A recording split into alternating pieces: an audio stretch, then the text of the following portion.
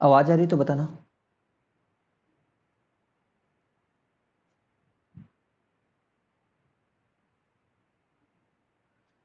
ठीक है, चलो आगे बढ़ते हैं।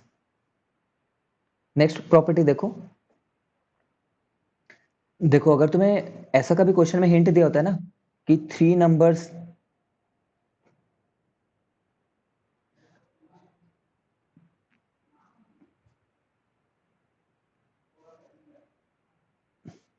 देखो तुम्हें कभी ऐसा हिंट दिया होता है कि three numbers in an AP लेना है करके, तो वो तीन नंबर तुम क्या लोगे? ए माइनस डी, ए और ए प्लस डी लोगे, कोई भी तीन नंबर। जब तुम्हें चार नंबर के बारे में हिंट दिया जाएगा तो क्या लोगे? ए माइनस थ्री डी, सॉरी, ए माइनस थ्री डी, ए माइनस डी, ए, चार नंबर बोला होगा ना, तो चार नंबर बोला होगा तो ए माइनस थ्री डी, ए माइनस डी, ए प्लस डी और ए प्लस, क्या है यार ये, इनके बीच में कॉमन डिफरेंस कितना है?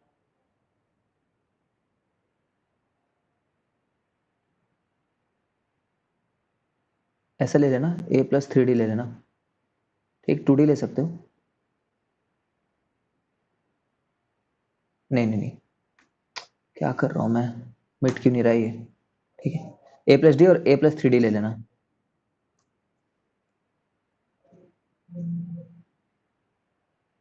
ठीक है, इससे फायदा क्या होगा? वो तो मैंने एग्जाम में ऐसा हिंट दिया होगा, the three terms, there are three terms in an, ऐसा दिया होगा, सॉरी,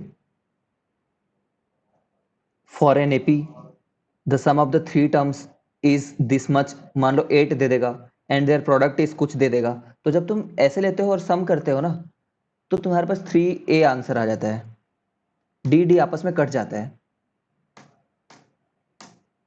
ठीक है, सिमिलरली जब तुम ये लिए होते हो, ये नीचे वाला फोर टर्म्स के लिए, तब भी इसको ऐड करोगे तो, ठीक है, जब इसको ऐड करोगे तो क्या हो जाएगा, इसमें भी डी सारे कट जाएंगे। अगर कोई ऐसा ले लेता है, मान लो वो चार टर्म को,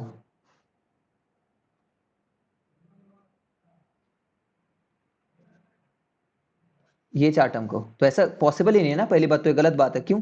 क्योंकि इसके बीच में गैप टू डी का है, इसके बीच में गैप डी का है। ठीक है, तो ऐसे नहीं ले सकते। तुम्हें ऐसा लेना होगा कि देखो इसके बीच में टू डी का गैप है, इसके बीच में टू डी का गैप है, इसके बीच में टू डी का गैप है। ठीक है, तो इस टाइप के टर्म्स लेने होंगे तुम्हें। ठीक है, अब खुद बता सकते हो कि अगर मुझे बोला जाएगा पांच टर्म, तो मैं क्या क्या मानूंगा वो पांच टर्म को? पांच टर्म्स को सम करने पे कुछ हो रहा बोलेगा, तो जब ऑड बोलता है तो डी का कॉमन डिफरेंस रहता है, और जब वो इवन बोलता है, जिसे यहाँ पे चार बोल रखा है ना, सिर्फ दो बोला होता तो ये ले लेते हैं, ये दो टर्म। ठीक है, क्वेश्चंस के थ्रू करेंगे अभी। फिर थर्ड पॉइंट वही टर्म, वही बात है, common difference can be positive negative zero, जानते हैं।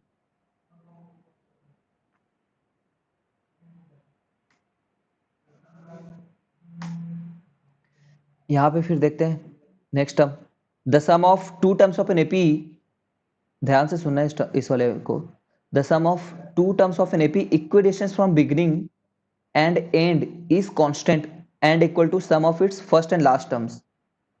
मतलब जैसे कोई भी एक एपी ले लो, one two three four five, ठीक है ना, सिक्स सेवन एट, तो इसके फर्स्ट टर्म और लास्ट टर्म का जो सम होगा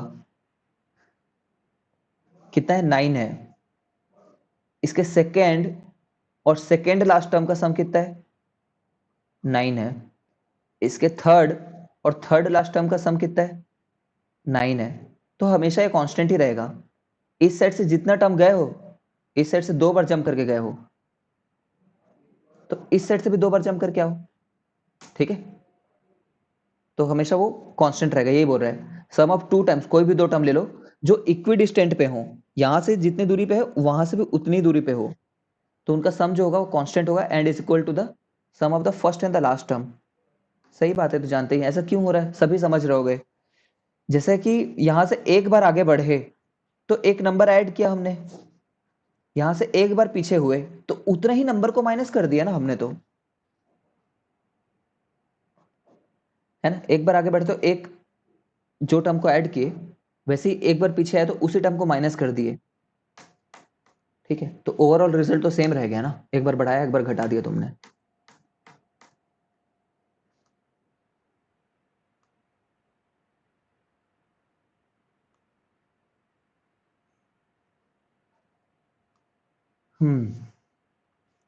देखो क्या बोल रखा है, if A B C are in AP, इस वाले टर्म को बताता हूँ, एक मिनट इसको समझाना पड़ेगा थोड़ा।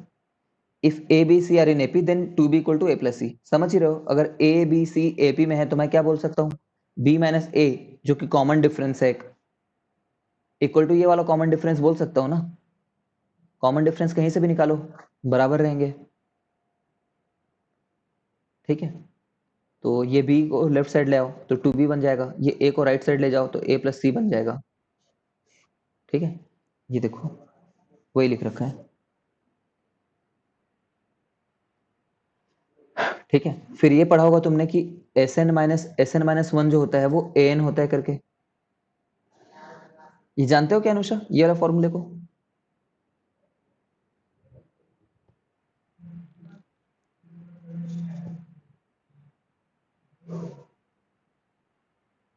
जानते हो तो नहीं करेंगे हम, ठीक है, क्या होगा जल्दी जल्दी बता देता हूँ, जैसे 1 2 3 4 5 ये एपी है मान लो एक, तो जैसे मान लो मैंने पहले चार टर्म तक को जोड़ लिया, चार टर्म तक को,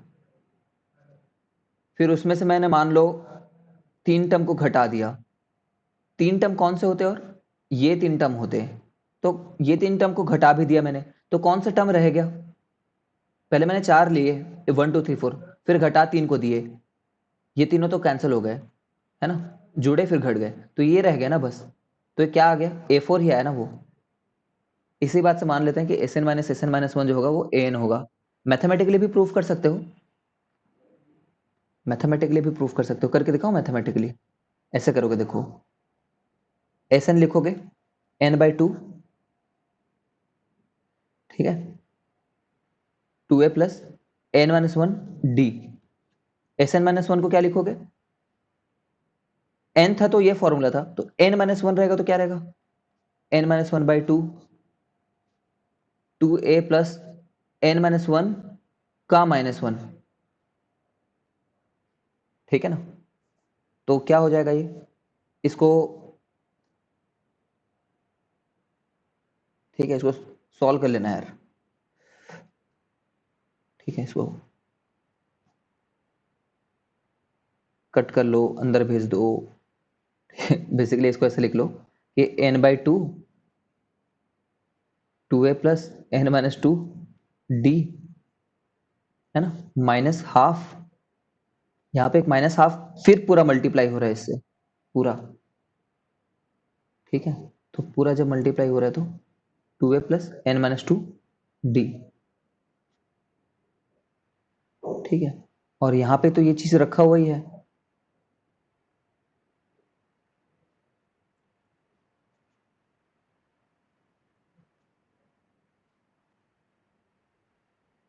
ठीक है, तो ये माइनस के चलते यहाँ पे प्लस आ गया, ठीक है, फिर n/2 को कॉमन ले लो, n/2 को जब कॉमन लिए तो 2a ने 2a को मार दिया, n+1d माइनस ये करने गए, समझ रहे हो ना, तो n-1d और यहाँ पे n-1, तो वहां पे एक d रह जाएगा, तुम सोच पा रहे होगे, तो n-1 माइनस n-2, ठीक है, तो ये कट गया और एक 1 रह जाएगा, इंटू डी मल्टीप्लाइड रह जाएगा, ठीक है, फिर ये टर्म रह रहा है जो क्या है, ये वाला term a plus n-2/2 into D, ठीक है, तो a रख लो, d कॉमन रख लो, ठीक है ना, d/2 को कॉमन रख लो, चलो, तो यहाँ पे एक बार n जुड़ रहा है और एक बार n-2 जुड़ रहा है, ठीक है, तो क्या जा रहा है 2n-2, 2n-2 डिवाइडेड बाई 2 कितना होगा, ये होगा,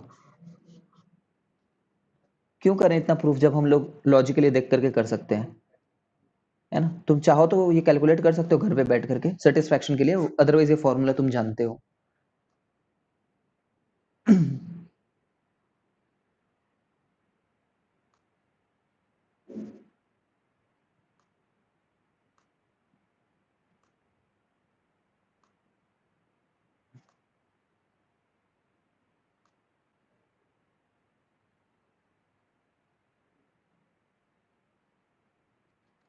देखो क्या लिख रखा है,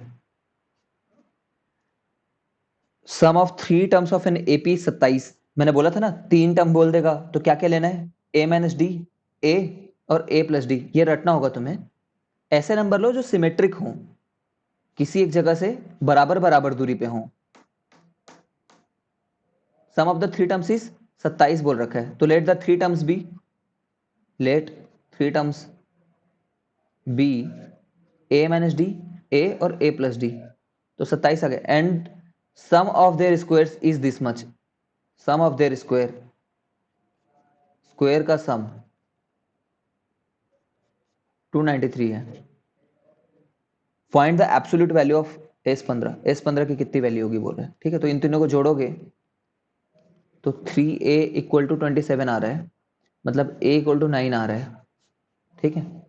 तो 9 माइनस डी का स्क्वायर प्लस 9 का स्क्वायर प्लस 9 प्लस डी का स्क्वायर इक्वल टू 293 आ रहा है। अब ये तो एक इक्वेशन है, किस में है, और ये इक्वेशन डी में है, बस डी ही वेरिएबल है, तो इसको सॉल्व कर लेना, है ना। चाहो तो मैं कर सकता हूँ, देखो a square plus b square plus 2ab रहेगा, ए स्क्वायर यहाँ पे माइनस 2ab रहेगा, a square plus b square plus 2ab रहेगा, तो यहाँ का माइनस 2ab यहाँ के प्लस 2ab को मार डालेगा, ठीक है।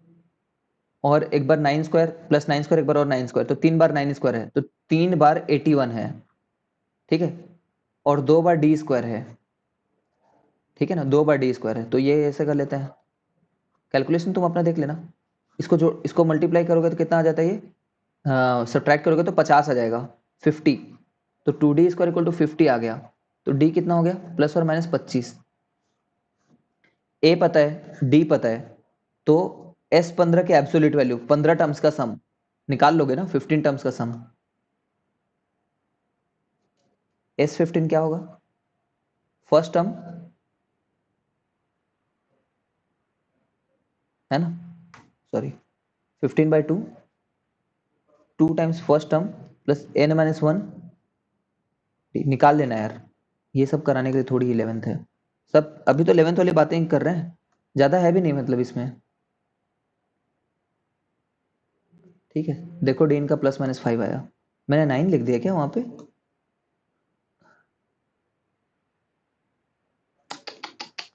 ये प्लस माइनस 5 रहेगा, है ना,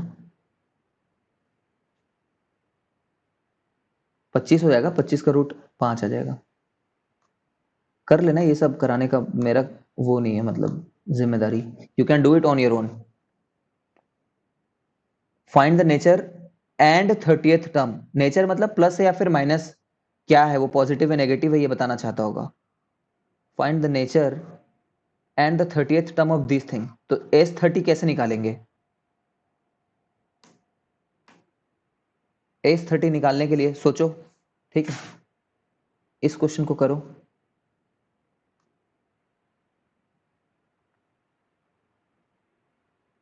ट्राई करो इस क्वेश्चन को करने का और इस क्वेश्चन को करने का।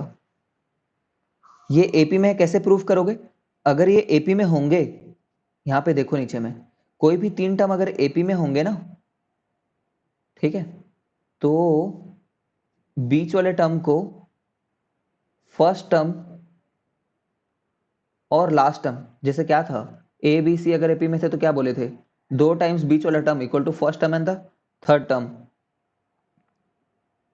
तो 2 टाइम्स बीच वाला term equal to first term and the third term का सम, है ना। अगर हम लोग यहां से शुरू किए और उसको अगर हमने इसके बराबर प्रूफ कर दिया तो ये प्रूफ हो जाएगा, ठीक है। तो ये दोनों क्वेश्चन को ट्राई करो अभी।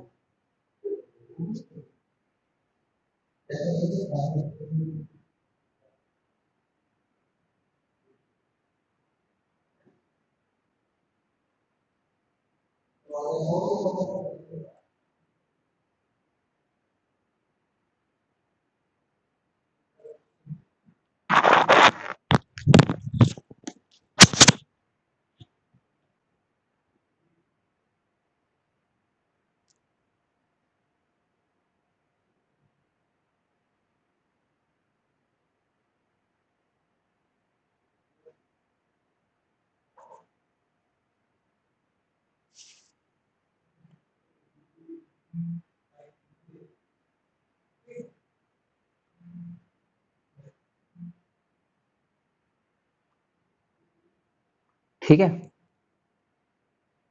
ये क्वेश्चन खुद से बना लेना, दिख रहा होगा तुम्हें। ठीक है, इसको मैं प्रूफ करके दिखा देता हूं।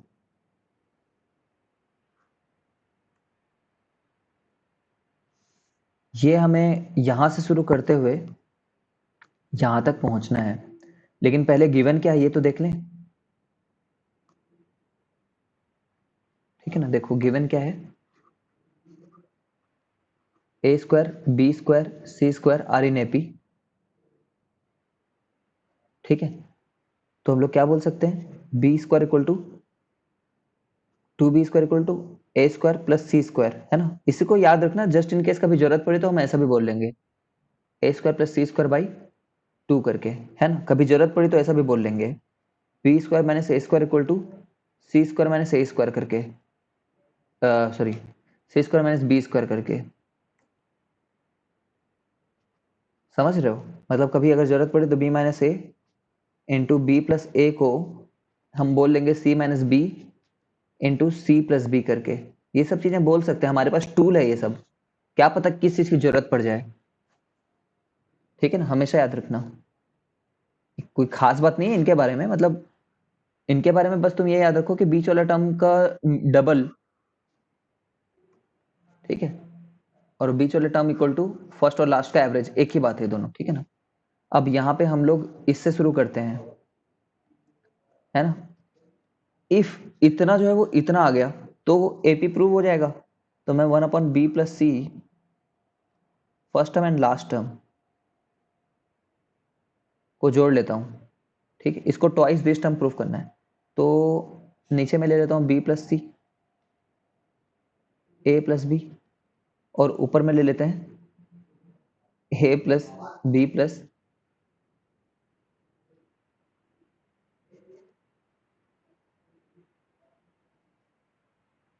b+c, ठीक है। हर समय मेरे दिमाग में होना चाहिए 1/c+a आना है करके, ठीक है ना।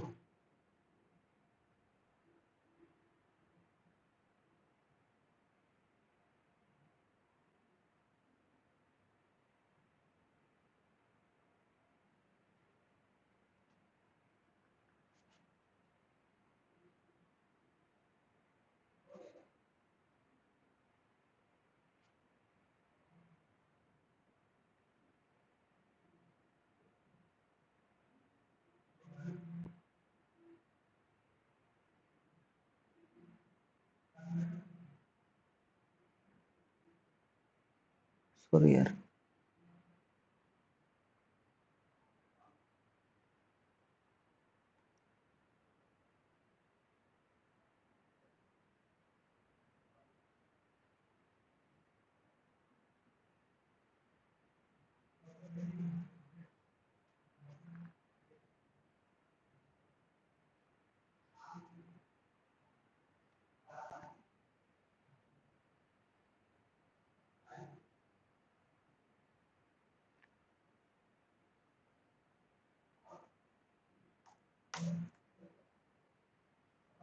कर लो यार कैसे भी करके, रुक जा सोचो करते हैं।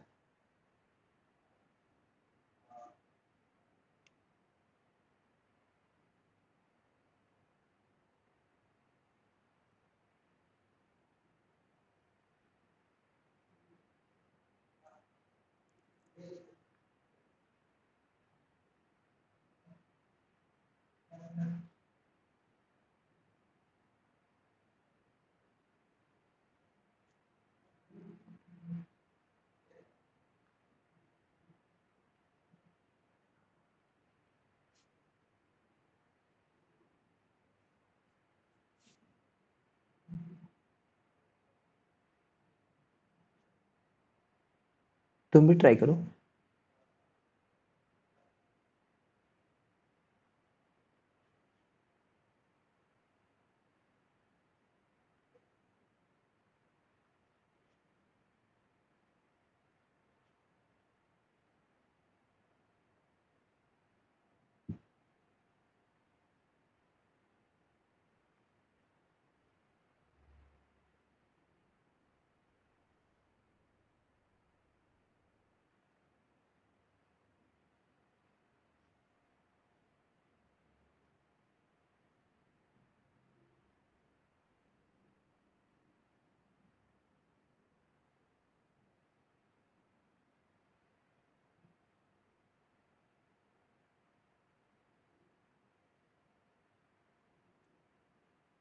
एग्जैक्टली ऐसा टर्म तो रिप्रोड्यूस नहीं हो रहा मेरे से फिलहाल।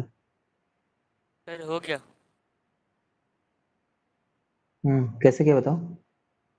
सर जो क्वेश्चन को दिया है वही क्वेश्चन को सॉल्व करते करते वो जो गिवन पार्ट है वही आ गया। ये वाला करते करते मतलब जो आपने राइट साइड में लिखा है ना 2/c+a = वो वाला टर्म, टू बाई ये, C plus A equal to 1। हाँ हाँ, ये वाला हाँ टर्म, ये वाले इक्वेशन को सॉल्व करेंगे तो हम लोग को आखिर में मिल जाएगा 2b² = c² + a²। अच्छा अच्छा, और वही। मतलब ठीक है ठीक है, अगर इसको इफ इसके बराबर कर दोगे तो यहाँ से यहाँ पहुंच जा रहे हो बोल रहे हो। हाँ ठीक है, मतलब ठीक है, ये तो चलो आ गया इससे। देखो कुल मिलाकर क्या है, इसको रिड्यूस ही करना उस फॉर्म में। अभी नहीं बन रहा तो क्या हुआ, इसको करने के और भी बहुत सारे तरीके हैं, जैसे कि कुछ भी तो इन नंबर ले लो, मान लो जो एपी में हो ना, और वो किसी के स्क्वायर रहे हो, तो एग्जाम में वेरीफाई कर लेना, क्योंकि एग्जाम में वो जनरली तुम्हें कॉम्पिटेटिव एग्जाम में थोड़ी पूछेगा कि प्रूफ करो कि एपी में है कि नहीं। तुम्हें चार ऑप्शन दे देगा, बोलेगा इसमें से कौन सी चीज एपी में है करके। एक तो ये एक्सप्रेशन दे देगा, हो सकता है ना, और हो सकता है कि ये दे दे c+a 1/b - c, ठीक है, और 1/a - b, ऑप्शन ये देगा कि ये एपी में है क्या, या फिर ये एपी में है क्या, या फिर ये एपी में है। तो चार थोड़ी तुम बनाते रहोगे यार एग्जाम में। तो हम लोग क्या करते हैं, कुछ एक वैल्यू लेकर के देख लेते हैं तुरंत ही। वैल्यू कैसे ले सकते हो, कुछ भी ले लो, जैसे कि